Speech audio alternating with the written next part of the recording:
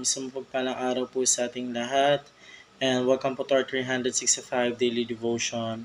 At ngayong araw po, ang pag-aaralan po natin is patungkol po sa pinili ko ang Diyos o pinili ako ng Diyos. So, Arminianism po yung ating tatalakayin po ngayon. So, ito po ang sabi po sa concept po natin patungkol po sa Arminianism po.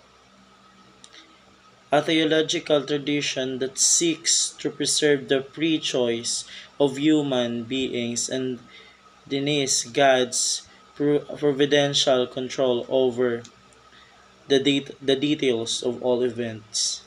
So, ngayong araw po is, ito po yung ating tatalakayin po patungkol po sa Arminianism. Then we have the 5 points po, all Calvinism, at saka meron po tayo ni Arminianism po. So, yung 5 points po una ni Calvinism po, ito po yung to live, or yung tipo is total depravity, then unconditional election, limited atonement, then irresistible grace, then perseverance of the saints. And ito naman po yung sabi po ni Arminianism po, free will, conditional election, unlimited atonement, irresistible grace, then possibility of falling away. So, yun po yung ating 5 points po patungkol po sa dalawa. So, para naman po sa ating Bible verse po para sa araw na to, ito po yung patungkol po sa Ephesians chapter 1 verse 4 to 6. So, yung Tagalog po yung babasahin po natin. Ito po yung sabi. Bago po likhain ang sanlibutan ay pinili na niya tayo. So, upang maging kanya sa pamamagitan ng ating pakikipag-isa kay Kristo at upang tayo maging banal at walang kapintasan sa harap niya. Dahil sa pag-ibig ng Diyos, pinili niya tayo.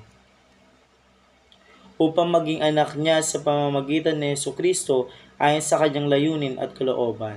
Sa gayon ay purihin ang kaluwalhatian ng kanyang kagandahang loob sa sagana niyang ibinigay sa atin sa pamamagitan ng kanyang minamahal na anak. So yun po yung ating Bible verse po para sa araw nito patungkol po sa Ephesians chapter 1 verse 4 po, 6. So tayo na po dumako po sa ating teaching po.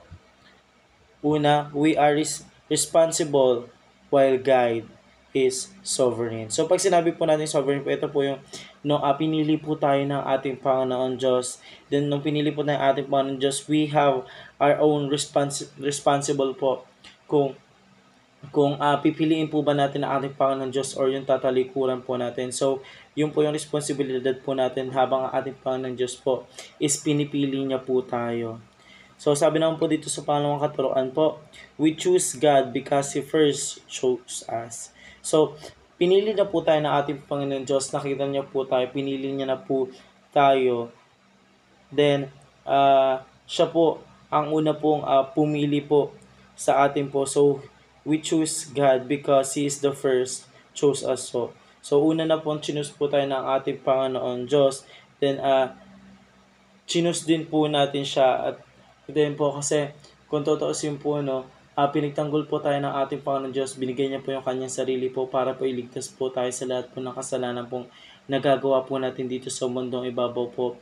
Pinalaya niya po tayo dun sa mga kasalanan po na dapat po tayo po ang magbayad, hindi po ang ating Panginoon Diyos.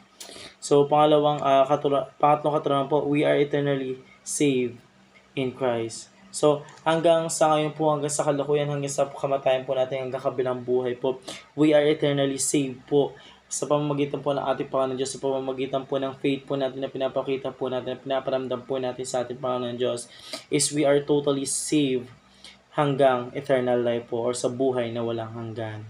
So, yun lamang po para sa araw na ito. Maraming salamat po sa pakikinig, and see you po ulit bukas para po sa ating daily devotion.